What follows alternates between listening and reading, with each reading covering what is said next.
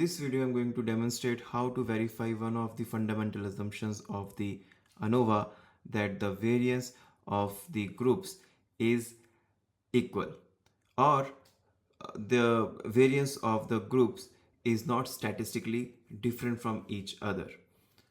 Now the groups are also known as the levels in one-way ANOVA. To verify that, load the data into JMP and go to Analyze, go to Fit 5 by X and cast the variables into their appropriate roles. Then click on OK. You'll see this output window. Now this step is similar to conducting the one-way ANOVA in JMP. Now under this red triangle, instead of directly choosing ANOVA here, we are first of all going to verify whether the variance of the data in these three levels is equal, or basically whether statistically significant difference lies between the variance of the data in these three levels. So click on this red triangle, inverted red triangle, and then choose unequal variances. JMP will conduct a couple of tests to verify whether the variance of the three levels of the data in these three levels is significantly different or not. A widely used test to compare the variance of three or more than three groups is Levene's test.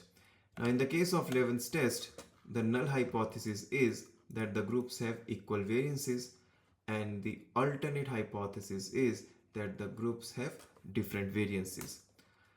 So ideally, in our case, the p-value should not be less than alpha, because if the p-value is less than alpha, we will reject the null hypothesis and we will conclude that the groups have different variances and we cannot proceed with the one-way ANOVA. Now in our case, the p-value has come out to be 0.4973, and assuming alpha equals to 0.05. So here we fail to reject the null hypothesis and we conclude that the groups have equal variances. So therefore, we can now proceed with the one-way ANOVA analysis as the groups have equal variances. And to do so, we click on this inverted red triangle and choose the options means/ANOVA.